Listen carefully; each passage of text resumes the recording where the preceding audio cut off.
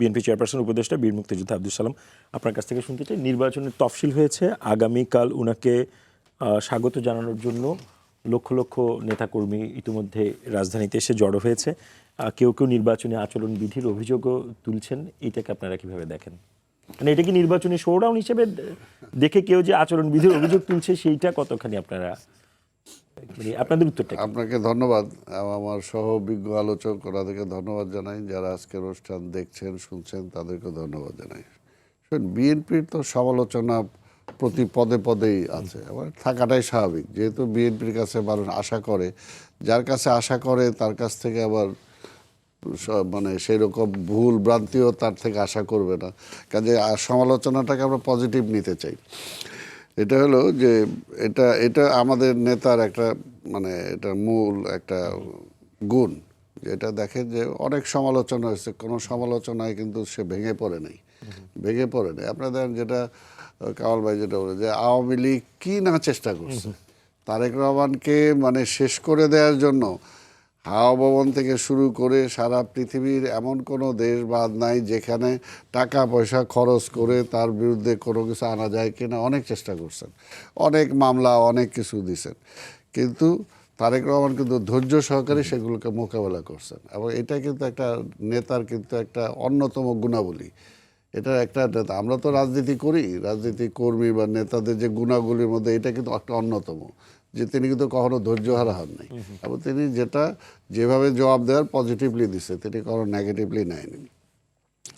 আর এখানে একটা জিনিস যেটা আপনাকে বুঝতে হবে যে আসলে তারেক রহমানের সাকসেসের উপরে আমরা জানি, যারা সমালোচনা করে নিশ্চয়ই সেইভাবেই করে, কারণ তারেক রহমান একটা বাংলাদেশের সবচেয়ে বড় একটা দলের নেতা, এবং স্বাভাবিকভাবে বাংলাদেশের ভবিষ্যৎটা অনেকটা নির্ভর করে আজকে যেমনি বিএনপির উপরে তেমনি তারেক রহমানের উপরে।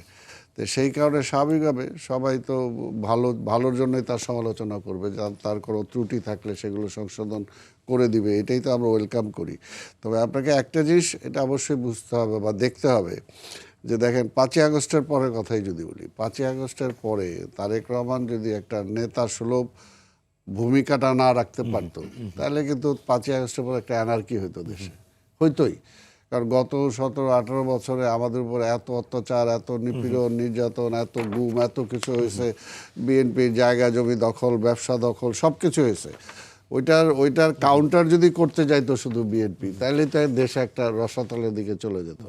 কিছু কিছু ঘটনা ঘটছে 2-4টা, সেটার জন্য দল থেকে ব্যবস্থাও নেওয়া হয়েছে, এবং সেটা কিন্তু তারেক সাহেব অস্বীকারও করেন নাই। এটাই আমি বলবো পজিটিভ সাইড, এবং এটাকে সংশোধন করার জন্য তিনি চেষ্টা করছেন। আরেকটা জিনিস যেটা সবচেয়ে বুঝতে হবে যে রাজনীতিতে উনি ভারপ্রাপ্ত চেয়ারম্যান হওয়ার পর, আমি শুধু এইখানে না, আমি ওনার সামনেও বলছি, সবার সামনে, যে উনি ভারপ্রাপ্ত চেয়ারম্যান হওয়ার পরে দেখেন বেশ কয়টা ক্রাইসিস আসছে, ন্যাশনাল ক্রাইসিস আসছে, এবং ন্যাশনাল ক্রাইসিস আজকে আমরা একটা ক্রাইসিসের মধ্যে দিয়ে যাচ্ছি।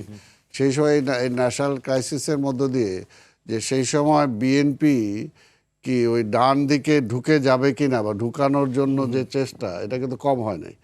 কিন্তু ওনার কিন্তু সত্যিকার অর্থে একটা জাতীয়তাবাদী নেতৃত্বের যে একটা গুণাবলী, সেই গুণাবলীর কারণে কিন্তু তিনি কোনো দিকে যায়নি, তিনি ডানও যায় নাই বামেও যায় নাই, তিনি মাঝখানেই ছিল। ইচ্ছা করে সেই সময় কিন্তু অনেকে মনে করছিল যে তারেক রহমান তো অত বুঝে না, বেগম খালেদা জিয়াকে জেলে পাঠিয়ে দেওয়া হয়েছে, তারেক রহমান এমন সব উচ্ছৃঙ্খল আচরণ করবে দলটা ধ্বংস হয়ে যাবে, কিন্তু সেটা কিন্তু হয়নি। সেটা কিন্তু উনি বিচক্ষণতার সাথে সেই দায়িত্বটা তিনি পালন করছেন। তো এর জন্যই বলবো যে গত 18 বছরে ওনার আচরণ, ওনার কথাবার্তা সব কিছুর মধ্য দিয়ে কিন্তু উনি একটা দলের নেতা ছিলেন। এই 5ই আগস্টের পরে কিন্তু তিনি জাতীয় নেতার পর্যায়ে চলে গেছেন। আর তার কথা বা তার যে 31 দফাটা তো শেখ হাসিনা যখন ক্ষমতায় ছিল তখন দেয়া, এটা তো 5ই আগস্টের পরিবর্তনের পরে। সেটা অধ্যাপক শাহান যেটা বলেছেন যে সেটা কিভাবে করবেন, এগুলো ডিটেল আউট উনি এর মধ্যে কিছু করার চেষ্টাও